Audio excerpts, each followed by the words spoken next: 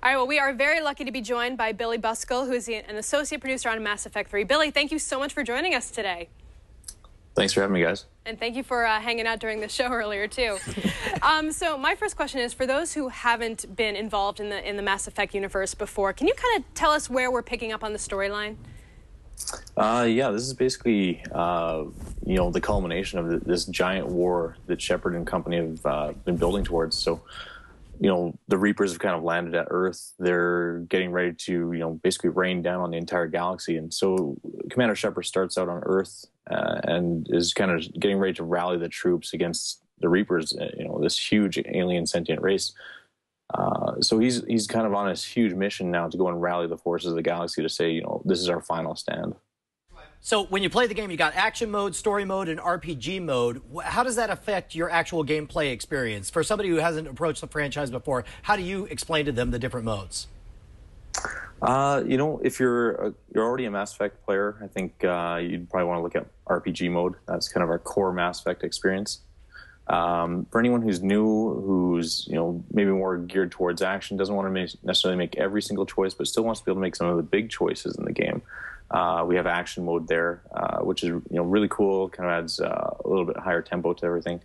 And then we also have story mode, which is really good for those who really want to come in, enjoy the narrative, but don't necessarily want to be bogged down with the combat. So it's a little bit easier to get through the combats and kind of progress through the actual narrative of the story we're telling. So one of the things that I've really enjoyed so far is the multiplayer. What made you decide to bring multiplayer into the universe for the first time? Mass Effect has always been a franchise where we've looked at multiplayer and said, is this something we could do? And it never really quite made the right fit for what the narrative we were trying to tell at that time. So, we looked at it in Mass Effect 1, we looked at it in Mass Effect 2, and there wasn't really a cohesive experience that we could create with the narrative and with multiplayer. But this time we kind of came into the game and said, we're about to create a game that tells a story about this final epic war between these factions. And, Shepard has his story, he's off finding the troops. But as he's doing that, there's these other little kind of side stories that are happening with these groups of operatives that are driving, other battles where Shepard can't be all the time. So it made a real good experience choice for us to say, we can bring a cooperative experience and have fun with your friends and share that experience and help fight off the Reaper threat. So one thing I've been trying to figure out when you're playing multiplayer, does the kind of influence you have in your fight to get the galactic reputation, does that change depending on what kind of modes you choose or what kind of people you're fighting against, whether it's Geth or whether it's, any of the different groups that you can battle against in multiplayer? Does that change how things go in the storyline, or is it all just kind of spread out evenly? It's fairly spread out. The choices you make in multiplayer are more to do with, what kind of potential bonuses you could line up. So if you play, the random faction or the random location, you can get little multiplier bonuses there that are very helpful for building up your war assets.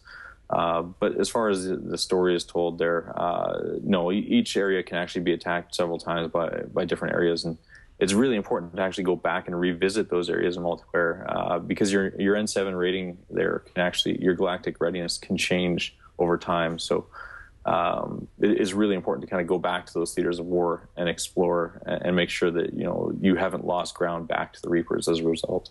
So in Mass Effect 3, you've obviously streamlined the handling of weapons and armor in there. What brought about that streamlining? We've got a lot of feedback following Mass Effect 1 and Mass Effect 2, and it's something we pay very close attention to. So as we came out of Mass Effect 2, we kind of heard that, folks wanted a little bit more customization with weapons and armor. So we brought back things like the cool armors, but, a lot of folks mentioned they wanted to have helmets that could be detached from those cool iconic armors. So we brought that in. And then for the weapons, we really wanted something that felt a little more, tangible. We wanted something where you feel like, I'm going to take this scope, I'm going to attach it to this weapon, and really customize it to my style or to my character. So we really kind of wanted to have that weapon bench be like this much more in fiction feeling of how you're actually going to modify that weapon and bring it into your next battle. I am wearing my somewhat incongruous Kingdoms of Amalur armor in Mass Effect 3. It's got like the spiky shoulder pads and everything. It's like it's the Dragon great. Age armor, right? Kind of, yeah. It's a similar in idea. Yeah, sure. And probably similar in style as well. I think I had that armor as well. I love the fact that they had the Dragon Age armor, but they attributed it to being a sports team, and it's even got the Dragon Age It was a logo similar on there. kind of story in this one. So as I was mentioning earlier in the show, I did not import my Shepard, my FemShep, from Mass Effect 2. I'm curious to know how the gameplay experience differs from someone like me who would have lost like all of their crew. How different is the main questline, the main storyline, if you've had a very traumatic end to your Mass Effect 2? Not to go too far into spoiler territory, but yeah, the narrative will change, and whoever comes out of that will potentially be there for you or not. We have some folks that kind of stand in their place, but generally, depending on who comes out of Mass Effect 2's ending, that'll have a large impact on who's there to support your efforts, in the galactic war with the Reapers now. So it is amazing to me, writing a third chapter of this conclusion. It's got to be an amazing, epic undertaking. And so, has the course of the entire Mass Effect story been determined in advance, or is it something that you guys sort of make it up as you go along, or is this the beginning of or the end of a plan that you had from the beginning? We were actually pretty fortunate. When the franchise was announced back in 2005, the core leads had already kind of built this idea that we were going to be a trilogy right from the onset. So we were investing, a certain amount of effort there and a certain amount of story that we were going to tell. And so we had these overarching arcs that we were going to use and say, this is, Commander Shepard's story, from beginning to end. But it was still fairly loose. It was a high-level document of what we wanted to achieve through each of the games and how we'd build towards this grand finale. But we left a lot of wiggle room there. So there was a lot of space to kind of be agile and move around. As we got feedback coming out of Mass Effect 1 and into Mass Effect 2, we could adjust a little bit there. And then as we come out of Mass Effect 2 going to 3, we were able to, again, tweak and make changes based on that feedback. But yeah, it was something we had kind of a good framework for from the beginning. So it seems like as you progress through the story, obviously when you lose a character or when you make a decision, you close certain doors. Is it a case where as you progress forward through the games, more and more of the content is created, knowing that certain players will never even have the option to hear it? Because obviously you have to account for an increasingly wide amount of choices. Yeah.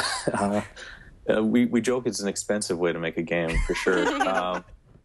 But that really is one of the core pillars of what we try to achieve with that BioWare is we want that really strong element of choice. We want you to have that experience that really caters to what your play style is, what your Shepard is. We hear it a lot, and from fans and from reviewers. They often refer to Shepard as my Shepard, and I think that's one of the really cool things we get out of the feedback from the fans is that everyone's right. Is what Shepard is to them could be very different from what Shepard is to me, to a friend, to a coworker, to another fan. So we have to kind of give enough breadth there that everybody can have that experience that they can call their own. But you also have to have enough that you can kind of tie it back eventually to a single story. So. It's funny. I even find it disturbing just hearing people refer to Shepard as he. Oh yeah, no. Like every time I hear it, I'm like, "What are you? Who are you talking about?" So you may have heard Brian and I discussing earlier about how different the combat is feeling. What have you done to change the combat? And is that something that you've taken advantage of with the Unreal Engine? Yeah, we have an amazing team here in Edmonton. Corey Gasper and Eric Fangon and Brennan. These guys basically jumped in and said, "How can we change the combat? How can we make Shepard more fluid?" And so that was a challenge we kind of set out at the very beginning of the project. And so you'll notice now that Shepard is much more agile. There's dive rolls. There's the ability to kind of move from piece of cover to cover without really kind of leaving cover. So we have SWAT turns. We have the ability to kind of transfer from one low cover to high cover. And all of that's to kind of allow Shepard to be a little bit more fluid, a little bit more agile, and kind of take better control of the battlefield. And then, from the powers side, guys like Eric and Bjorn on our team, the gameplay team, and Manveer in Montreal, they're, working to make sure that we have a whole new set of powers that are, easy to explore and fun to have, to really push and see what those combos look like. So if you haven't seen yet, but we have a lot of biotic combos, tech combos that create some really awesome results. And if you're playing multiplayer, it's a hell of a lot of fun to play. So I'm still early in the game, and so I'm going to ask for a reverse spoiler here. And I say reverse spoiler because I want to know who's romanceable, or more importantly, who should I not bother to put my smooth moves on? I think that might actually get into a bit spoiler territory, but basically, Shepard does have quite a wide crew on the Normandy now, so it's best to talk to everybody and see who you really enjoy having those conversations with and who do you want to build a relationship with, and kind of see where it goes from there. So let's talk about the DLC for a minute. That's something we've been discussing a lot on the show. Some people, myself included, I don't want to say at one point because I still kind of feel that way, were a little bit rankled by the fact that they felt that not doing the DLC would take away from the core storyline and would cause you to lose a potential crew member that could be very valuable going forward. What did you guys, what do you say to that? And what was the process of coming up with DLC so early in the lifetime of this game? Basically what we had is we finished the game and we kind of go into a phase where we're going through, a significant amount of bug fixing as we prep for manufacturing. As we get into that mode, various team members are able to free up and take on different bits of work. And so we started to prep in those final 3 months before we launched the game to start work on From Ashes. And that's kind of basically where that started. We'd always had an idea that we might want to explore more crew members, but ultimately we couldn't fit it. And we were lucky that we had some of the assets kind of pre-built so that we can actually build it. But that whole DLC pack was basically something that we said, hey, we have some time, let's work on something really cool and put that out for the fans and let them make the choice. And that's really what it is. It's another choice. If you want it, it's an amazing piece of content. But it won't actually, hurt the game if you don't have it. So if you opt that, you say, no, that's not for me. I don't really want to have that experience right now. It won't hurt your ending. But if you do go and pick it up, it definitely will add a new flavor. And it's a very interesting squad member for sure. So, okay, I can't find my new crew member. Where do I find my crew member? I'm having this You problem. got the DLC and you don't know where to go to access it. I don't know where to go to find You're the asking crew for a member. straight up I just want to know. I have the guy's attention. I might as well ask him. ahead. So where do I find him? I don't want to go into the exact location because that is definitely a spoiler, but he is definitely out there.